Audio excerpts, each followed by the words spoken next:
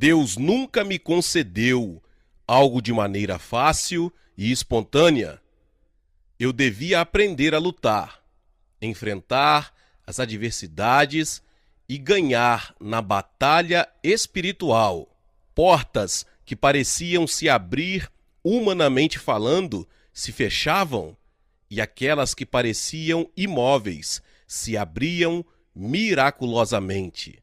Assim fui aprendendo gradualmente sobre a soberania de Deus. Deus me inscreveu na escola do deserto para me fortalecer, onde não se achava ninguém que pudesse me dar uma ajuda. Ali no deserto, Deus me pôs junto à pastora Choi. Tive de passar várias vezes pelo túnel da morte, e a única saída que eu encontrava era a oração. Era uma fria manhã de 3 de janeiro, quando o carteiro me deixou um envelope de tom avermelhado. Quem o havia recebido era a pastora Choi, que varria a neve acumulada que caíra durante toda a noite. Tratava-se de uma convocação para o serviço militar obrigatório. Em meus dias de seminário, disseram que eu não podia cumprir com o serviço militar por causa de meu estado físico. Não sirvo para nada, nem sequer posso cumprir com o serviço militar. Nasci homem e não vou recusar esse chamado da pátria. Levantei o rosto para observar como os flocos de neve caíam do céu, mostrando certo grau de insegurança em relação ao sustento da igreja. A pastora murmurou: "A propósito, o que fazemos agora com a igreja? Depois de sofrer tanto e de entrar na etapa do crescimento, não podíamos crer no que nos acontecia. Depois de 3 anos após a organização da igreja, ela havia chegado a mais de 400 membros e, graças à oferta de uma irmã curada de problemas de coração, havíamos conseguido comprar um terreno de quase 700 metros quadrados. Na primavera daquele mesmo ano, tínhamos planos de construir um novo templo, mas tudo parecia haver desaparecido num abrir e fechar de olhos. Faltavam somente 20 dias para começar o serviço militar. Os 3 anos de serviço militar obrigatório pareciam uma eternidade. A pastora Choi havia afirmado e reafirmado que não tinha problemas em orar nas reuniões de vigílias, jejuar por várias semanas, mas que nunca se animava a subir ao púlpito para pregar a palavra. No entanto, não parecia haver solução e decidimos contratar um pastor que ministrasse por 3 anos, o que não era nada simples. Havíamos falado com vários missionários, mas as respostas eram negativas. Quando vimos que não havia possibilidades, anunciamos a toda a congregação e explicamos detalhadamente toda a situação e continuamos orando todas as noites. Faltavam somente 2 ou 3 dias quando recebemos uma visita inesperada do missionário John Houston, da cidade de Busan. "Bom dia, irmão Cho e irmã Choi. Que surpresa! O senhor não é o missionário Houston? Sente-se, seja bem-vindo." "Aleluia, meu irmão e minha irmã, que alegria ver vocês." O missionário explicou que sua visita se devia ao fato de o Espírito Santo insistir em que nos devia visitar. Após o bate-papo, o pastor Houston aceitou a ideia de nos ajudar. O dia em que comecei a servir minha pátria foi 30 de janeiro. Era uma madrugada, a neve caía acompanhada de um forte vento do norte, e devido à falta de carvão, tive de sair sem tomar sequer um copo de chá. Depois, os filhos da pastora me trouxeram pão e leite. Fui à cidade de Nonsan para realizar novos exames físicos. O resultado foi aprovado. Dei essa notícia à igreja por meio de um cartão postal. Em meu coração, continuava preocupado com a igreja. Ao final de fevereiro, a pastora Choi e várias irmãs líderes da igreja foram me ver com uma caçarola nas mãos. Era frango cozido. Pastor, como está? Aleluia, bem-vindas! E como está a igreja? Toda a minha mente estava dirigida à igreja. Compartilhamos a comida com outros 10 companheiros, mas, ao ver meu rosto seco e minha cútis deteriorada pelo vento do inverno, a pastora Choi não parou de chorar. Irmão Cho, está bem realmente? Sim, não chore, que as irmãs podem nos ver. Veja, lealdade à pátria. A partir desse dia, recebi a visita da pastora Choi e de algumas irmãs todos os fins de semana e sempre traziam algo para comer. Depois do treinamento preparatório, no dia 15 de março, me uni a uma tropa que se encontrava perto da cidade de Seul. 2 fins de semana depois, obtive permissão para a saída. Via-me horrível, pois tinha um rosto mais escuro e estava mais magro. Que pensariam os membros da igreja, pensei. O fato de saber que podia sair todos os fins de semana para servir em minha igreja me tranquilizou um pouco e decidi realizar um batismo nesse mesmo domingo. A princípio, a pastora Choi resistiu à minha ideia, devido a meu estado de saúde, mas expliquei à congregação quanto era importante receber o batismo com água antes da Páscoa. No primeiro domingo do mês de abril, realizei o batismo nas águas. A temperatura havia baixado por causa de uma chuva incomum de primavera. A água do rio, onde o batismo seria realizado, estava bastante fria. As pessoas saíam do rio, imediatamente trocavam de roupa e iam para perto da fogueira para prevenir um resfriado. Mas ao pastor Houston e a mim competia estar quase debaixo d'água por cerca de 2 horas. Comecei a tremer, e meus lábios tornaram-se azulados por causa do terrível frio. Além disso, como não tinha uma vestimenta adequada, usei meu uniforme militar.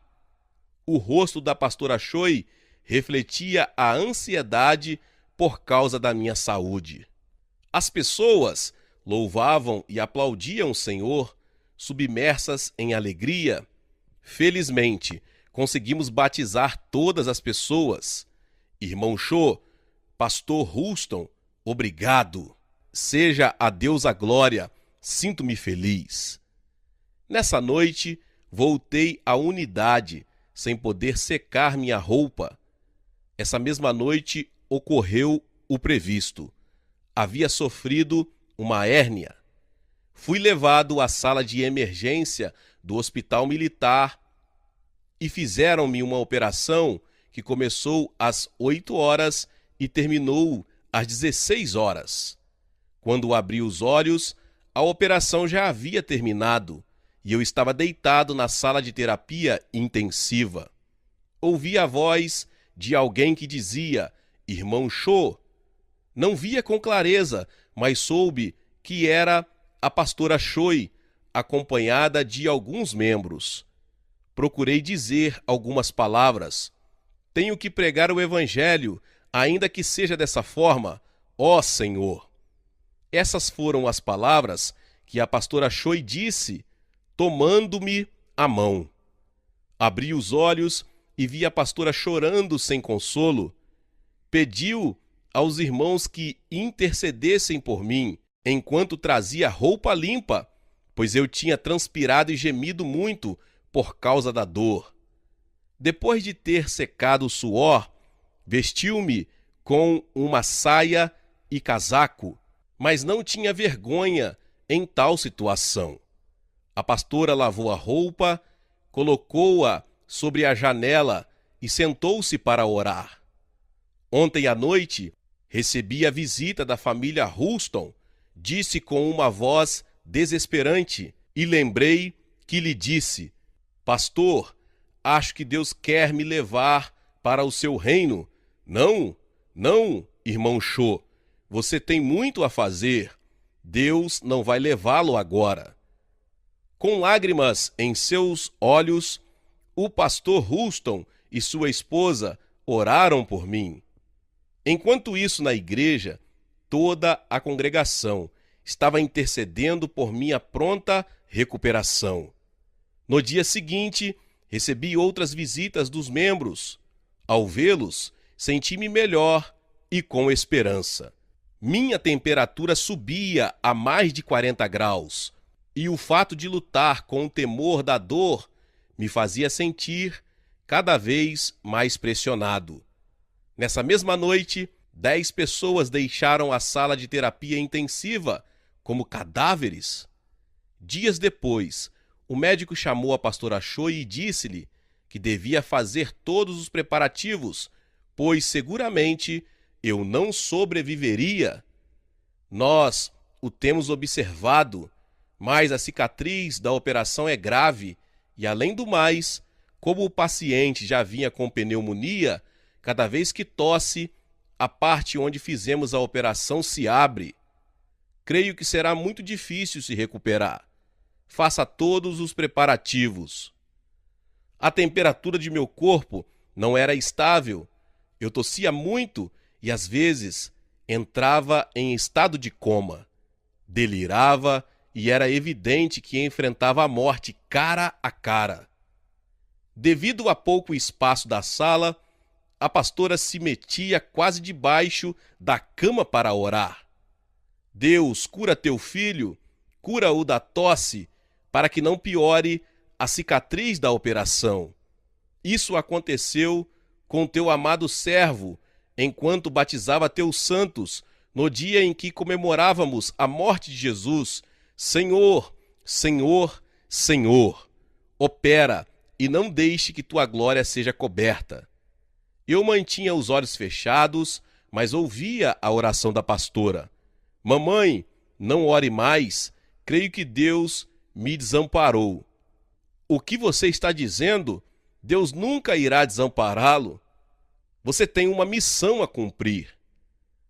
A pastora Choi disse que queria sair para orar, mas, para dizer a verdade, o que queria mesmo era não me deixar ver suas lágrimas. Mostrou-se mais firme do que nunca antes. Não tinha ninguém de quem depender, a não ser a pessoa de Deus. Começou a orar com todo o fervor de sua alma. Ia ser sua última oração por minha cura. Deus, em nossa igreja, muitos foram curados pelo dom de cura que o Senhor nos deu. Coxos levantaram-se, paralíticos foram curados, mas teu servo está perdido. No caso de o teu servo perder a vida, que seria da igreja e de tua glória? Além do mais, o povo nos considera uma seita. Se o Senhor te apartares de nós e chamares o irmão Cho à tua presença, que poderei fazer sozinha? Enquanto isso, eu tinha um sono. Uma serpente gigante se aproximava de mim, quando vi que do outro lado do rio Jordão subia um incenso, que de repente veio para onde eu estava e imediatamente consumiu a serpente. Quando despertei, notei que era um sonho e estava suando, e a pastora Cho estava secando meu suor e orando em línguas ao mesmo tempo. Gritei com todas as minhas forças: Mamãe, mamãe, vou viver. Sinto-me bem. Do que você está falando? Expliquei a visão no sonho, e a pastora Choi, com lágrimas nos olhos, respondeu: Amém, aleluia. O Deus vivente salvou-me. O incenso simboliza a oração dos santos, que ao ser ouvida no céu, destruiu a serpente. Aleluia! Ó Senhor, obrigado. É verdade? Oraram por minha cura? Claro que sim. Toda a congregação orou e intercedeu em oração e jejum por você por 3 dias. Estou muito agradecido, graças às suas orações, as de Houston e as dos membros. Consegui passar pela prova de fogo e sobreviver. Obrigado. A partir dessa madrugada, não voltei a tossir, mas continuei com a dor da cicatriz. Cada vez que voltava a dor, tinha de morder os lábios até sangrar para poder suportá-la. Apesar disso, a pastora Choi sempre estava ao meu lado, clamando a Deus por minha cura. Mamãe, essa experiência me ajudará a entender mais os doentes e a proclamar o Evangelho com outra perspectiva. Certamente, Deus o fortalecerá. Dei graças a Deus por minha aflição e submeti-me ao sofrimento, pois entendi que era parte do plano divino. Nos dias em que recuperava minha saúde, acontecia a reunião anual do Concílio das Assembleias de Deus da Coreia, na cidade de Seul. Não obstante, nossa denominação também passava por uma prova de fogo. Eu ouvia as notícias da denominação pela pastora Choi. A organização, dirigida pelo pastor Katchan, ao mesmo tempo diretor do Departamento de Missões Asiático das Assembleias de Deus dos Estados Unidos, estava a ponto de sofrer uma divisão. O conflito havia se estendido a tal ponto que se esperava uma decisão por parte do Tribunal de Justiça, pendente havia 6 meses. O terreno tinha sido adquirido pelo Departamento Asiático de Missões das Assembleias de Deus dos Estados Unidos, com o propósito de construir outro centro, com os que já se haviam levantado em Taiwan e Tóquio. Era evidente que, em uma situação tão crítica como esta, a reunião não iria acabar de maneira simples. Os minutos passavam e a divisão se fazia ver com maior clareza. Nesses momentos, o missionário John Houston pôs-se em pé para falar. Os pastores coreanos não têm nenhuma culpa nesse conflito. Isso se deve a nós, os missionários estadunidenses, que nos negamos a arrepender-nos. Estamos arrependidos? Tão logo pronunciou essas palavras, o pastor Houston prostou-se no chão e começou a quebrantar seu coração com lágrimas que indicavam um genuíno arrependimento. Por isso mesmo, os pastores Stats e Ketchum também se prostraram no chão para pedir perdão diante de Deus. O pastor Ketchum confessou, então, que havia orado e chorado por 6 meses por esse conflito.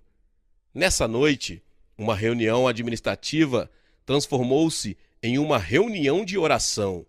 A ninguém parecia que os missionários estavam manipulando algo. Era genuíno. Agradeci a Deus o que havia acontecido na reunião, enquanto seguia ao pé da letra todas as palavras da pastora Choi. A reunião chegou ao fim com êxito, graças ao arrependimento genuíno dos missionários.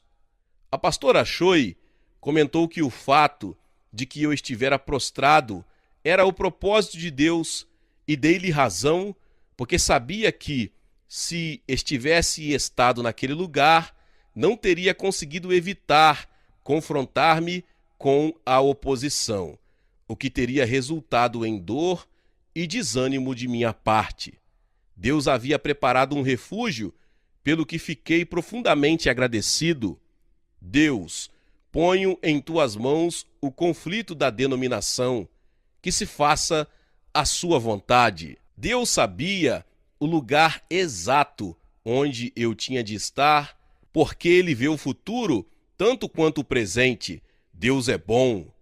Por um lado, fiquei muito agradecido pelos missionários e pude ver na vida deles o selo de um compromisso por salvar almas em uma terra tão distante, e o meu respeito por eles aumentou quando me dei conta de que haviam deixado seus entes queridos, seu idioma, sua cultura, suas terras, para vir a nossas terras só com o propósito de proclamar o Evangelho.